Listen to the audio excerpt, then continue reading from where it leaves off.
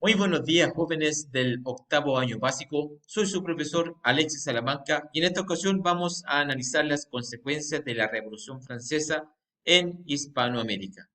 Título de la clase de hoy: Independencia de las colonias hispanoamericanas. Hoy día vamos a comenzar a analizar efectivamente las causas y factores de las independencias que van a ocurrir entre las colonias españolas en el continente americano. Obviamente son consecuencias directas un poco de lo que está ocurriendo en Europa, primeramente por el proceso del movimiento de la ilustración, de las ideas ilustradas, y posteriormente con la independencia de Estados Unidos y obviamente la Revolución Francesa. Vamos a comenzar entonces, jóvenes del octavo básico, a esta clase. En primer lugar, vamos a analizar las causas del proceso de independencia.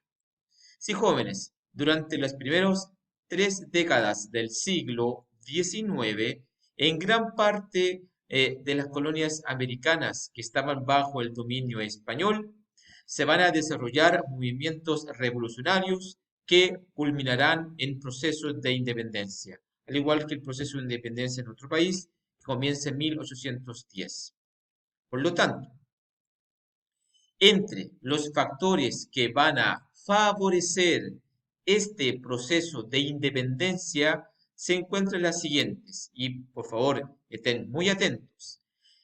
El primer factor importante es obviamente la difusión del pensamiento ilustrado y del ideario republicano. Todas las ideas que habíamos analizado en clases anteriores van a llegar a nuestro continente, van a llegar a nuestro país. Por lo tanto, es una causa importante que hay que tomar en cuenta para poder entender el proceso de emancipación e independencia de América.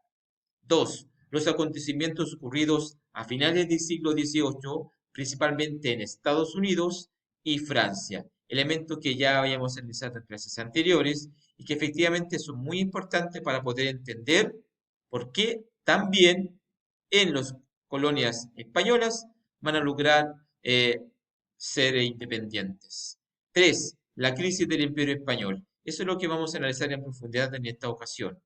Y además, las múltiples problemáticas que acarreaban el sistema colonial en América, que, entre otros factores, van a motivar el inicio de un ciclo de guerras independentistas que tuvieron entre sus principales consecuencias el surgimiento de las repúblicas independientes en Hispanoamérica, sea Chile, Argentina, Brasil, Paraguay, disculpen, Perú, Ecuador, Colombia y Venezuela, entre otras. ¿Ya? En primer lugar, entonces, como ya le había mencionado, vamos a analizar la crisis del sistema colonial.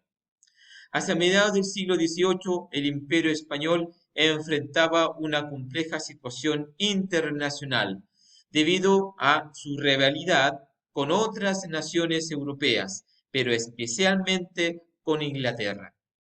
Esta se había consolidado, Inglaterra, como la principal potencia comercial gracias a la acción de sus corsarios y otras tácticas navales que hicieron decrecer el dominio español en las colonias de ultramar, es decir, las colonias tanto en América como en Oceanía, el Océano Pacífico, África y gran parte de Asia. Es decir, Inglaterra va a ser la principal potencia a vencer. Las disputas con Inglaterra y otras potencias van a provocar el aumento de gastos y la necesidad de conseguir mayores ingresos para financiar el costo de estos grandes y numerosos conflictos. España estaba enfrentándose a estos grandes imperios y obviamente necesitaba más recursos para poder solventar esta guerra. Por lo tanto, estos elementos van a contribuir a la pérdida del monopolio español en nuestro continente, lo que se va a manifestar en el aumento del comercio informal en América, es decir, el contrabando, caracterizado también por el mercado negro, el tráfico y la piratería. La atención que España debió prestar a estos problemas se tradujo en el descuido en la administración colonial, situación que despertó en América una prolongada crisis. Si ustedes se pueden dar cuenta, jóvenes, los problemas del mercado negro, el contrabando, el tráfico, la piratería, todos estos problemas que estaban ocurriendo en América durante el siglo XVIII va a provocar una situación de crisis en la administración de estas colonias, que obviamente va a llevar a que se formen las llamadas reformas borbonas. ¿Por qué? Con la llegada de este nuevo rey, Carlos III, al poder, considerado un déspota ilustrado, el Estado español va a comenzar a aplicar una serie de reformas borbónicas. ¿Por qué? Con el objetivo de recuperar el control de las colonias a través de una mayor presión fiscal y la imposición de funcionarios muy cercanos a la corona. Es decir, ahora, si antes era un poco más relajado el ambiente entre la corona y las colonias americanas, ahora va a ser más férreo. Y efectivamente esto va a provocar también varios problemas.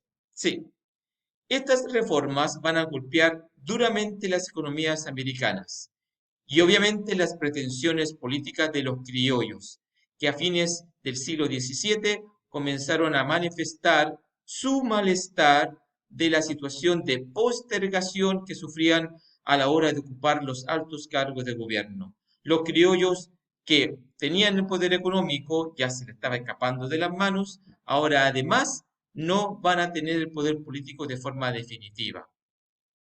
Estos nuevos acontecimientos que yo acabo de mencionar se van a sumar a otros factores como el sometimiento a la población local. Quiere decir esto, que los juicios de inquisición que cada vez se relacionaban más con la persecución de ideas ilustradas o contrarias al régimen monárquico y el sometimiento a la población indígena a través del trabajo forzado o la esclavitud, estos elementos van a generar un gran malestar social en toda la población. Los criollos estaban molestos porque estaban postergados, los indígenas estaban molestos porque eran perseguidos duramente.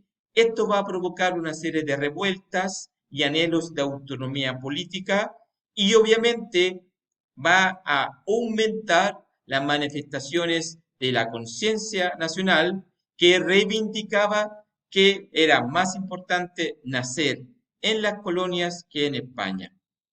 Sí, jóvenes, va a haber un problema porque las influencias de las ideas ilustradas también van a llegar a Hispanoamérica.